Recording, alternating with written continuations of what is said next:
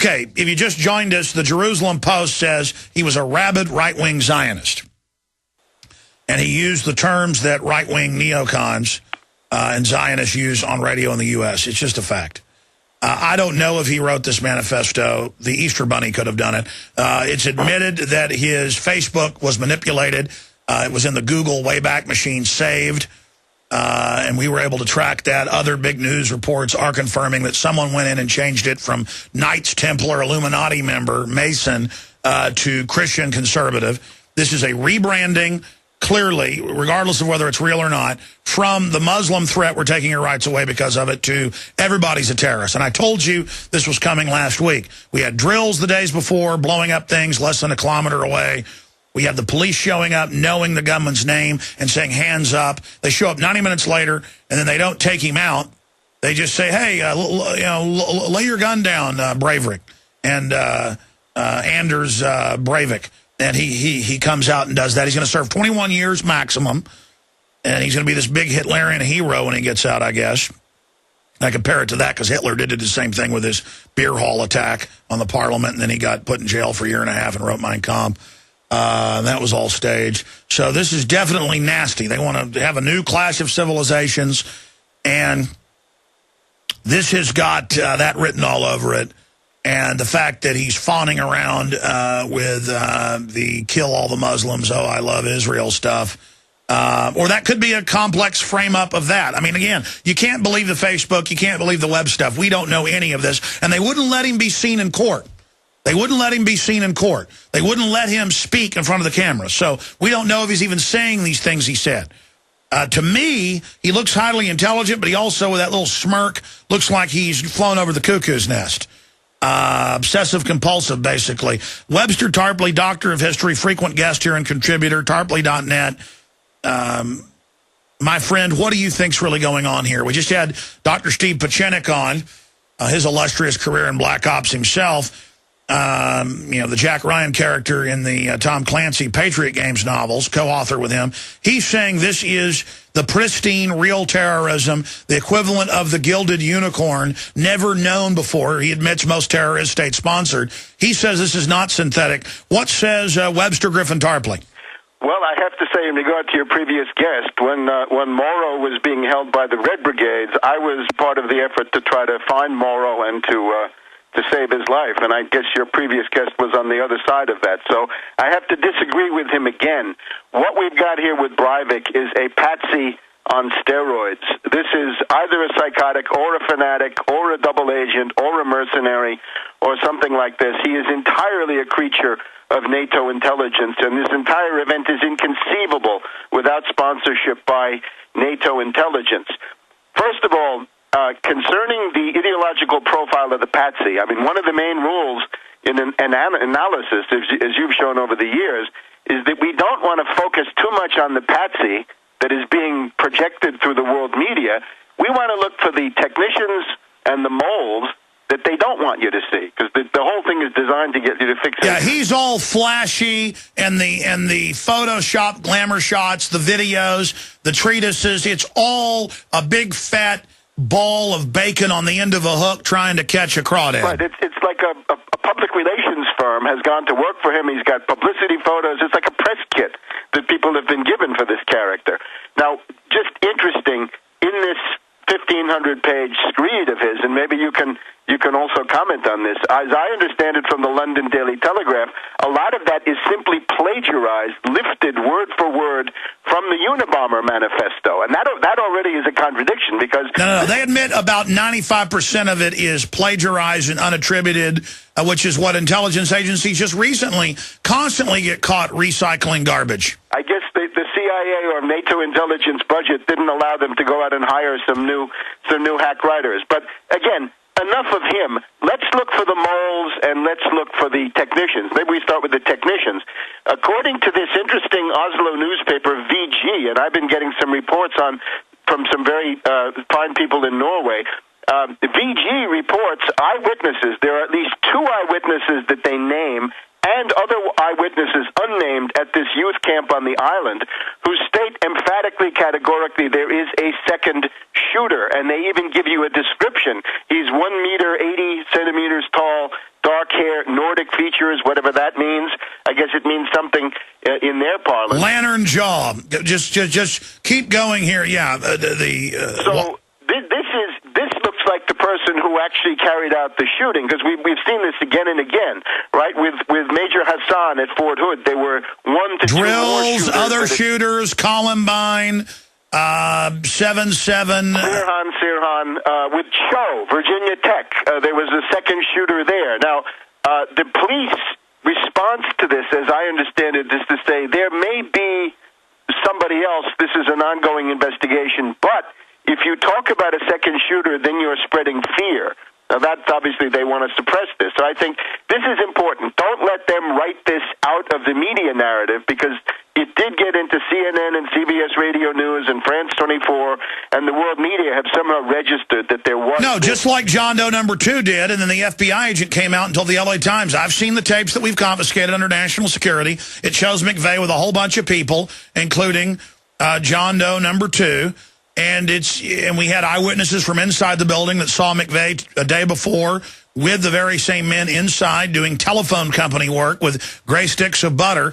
I mean, it's always the same. Of course this guy didn't act alone. And they know the public's going to wake up to that. So now he says there's other cells. They're about to strike any minute, Webster. Go ahead. But before we get to this, one of the techniques is then, if the police realize that there are these persistent reports of a second shooter with plenty of eyewitnesses and even a description in this case, which is remarkable, they go out and arrest somebody and then say, oh, no, that was the guy, but it turns out that he's not involved. At 1 p.m.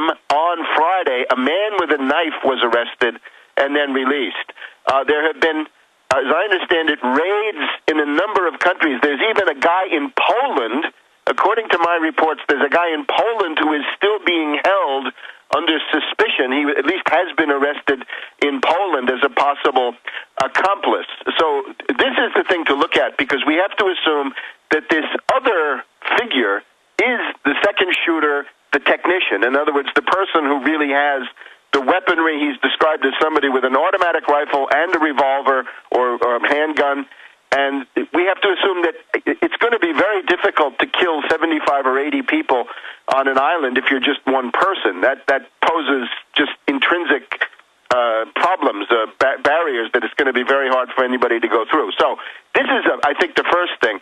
The second thing is the presence of moles. Now, the moles would be people inside the state apparatus, inside the police, the Justice Ministry, whatever it is, who protect the patsy. And we know this came out a year ago that the CIA had penetrated their state police, national police, and the Oslo police, and were recruiting them to fight terror, including retired police. Right. That's the perfect network for this. Right. This is, of course, as you say, the SIMAS, Security Incident Management Analysis System, SIMAS. That's the network. That's the U.S. government. And the cells that they set up cells too.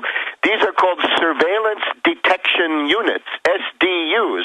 So an Oslo television station in November of 2010 reports the U.S. government is avidly recruiting former policemen, retired policemen, including the former head of the Oslo anti-terror police, to take part in these surveillance detection units of the Security Incident Webster, this couldn't be any clearer. I mean, Norway's not toeing the line for the New World Order police state, and so they get a right-wing attack in there, and now they get to use it all over the world. You've got the Financial Times of London saying that this attack personifies the rise of the new right. In fact, let me read the exact headline. And then, meanwhile, that's the name of the Rise of the New Right show on MSNBC, implying that I'm calling for violence by editing my words out of context. I mean, this is really a setup, Webster. This is all completely absurd, because everybody should realize every word out of this guy's mouth, every word on his idiotic manifesto, this is coming from NATO headquarters, Brussels. Look at it that way. Or Langley, Virginia. Or Wilton. And whereas NATO was staging operation-gladio stuff against leftists and people in the 70s and 80s, now it's against the populists who aren't going to go along with the New World Order takeover. Webster Tarpley, stay there. Don't worry. This show is documented Alex Jones on the GCN Radio Network. I fell into a burning ring of fire. All right, I want to continue looking at this bombing and shooting, and people are like, hey, it's Norway, why do we care?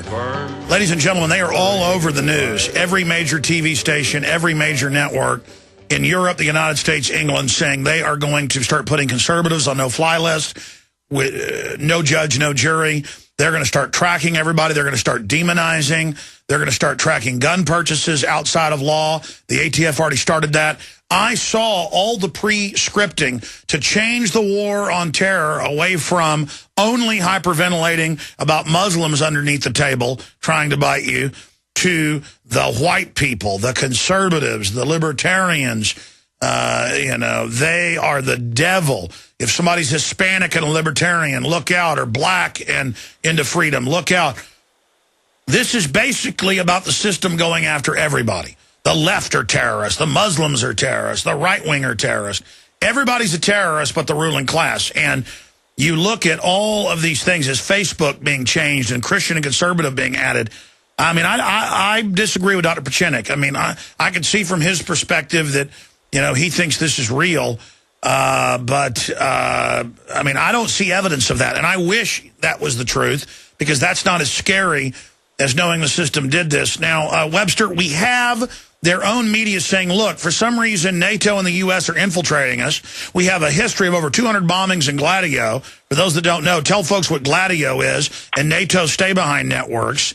This group's trying to pull out of NATO operations. I mean, this is really pretty obvious here. I think it's quite obvious. Let me just say, concerning the police, moles in the police, before we move on to your question, the moles in the police, I think, are indicated by the fact that it takes 90 minutes, 60 minutes, 90 minutes, an hour and a half for the police to get to the island. Why were there no helicopters available in Oslo to transport a SWAT team, the Delta Force or whatever they have, from downtown Oslo or wherever their base is to this island with the youth camp? Why did they have to go by car, essentially? Why no helicopters? And why, when they get there, did they load all their equipment into a boat and then have the boat begin to sink? You could say this is the Keystone Cops, this is a comedy of errors, but I don't think so. It reminds me again of the Paris police leaving Princess Diana in this car for the best part of an hour after that accident. It's a level of incompetence that simply cannot be believed. So it takes them an hour and a half to get to the island, and then when they get there, they know the guy's name and they call him by name.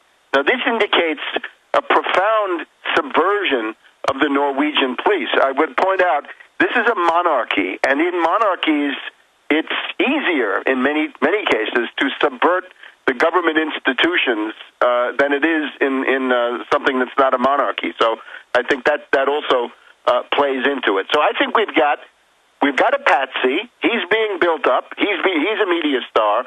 We've got a technician, at least one technician in the background. That would be the second shooter. And we've got pretty obvious moles in the police. We even have a name for their network. That would be this SIMAS. Now, you say Gladio. The question for me is this security incident management analysis system the new Gladio? The old Gladio was that when General Lyman Lemnitzer, after having made that operation-northwoods proposal to Kennedy and getting turned down, Lemnitzer then went on to become the commander of NATO in Brussels, and he began to set up what were called stay-behind operations. They already existed, but he put them on a new active footing. Now, these existed in all countries. The Italian case is best documented, but there are pretty good indications in other countries. So the Gladio is a series of arms caches with guerrilla fighters organized around them. The idea is that they'll wage guerrilla warfare against the Soviet Red Army if the Soviets rolled over. But instead they go stage terror attacks and blame it on their political enemies in false flags. Webster, we got to go to break. Main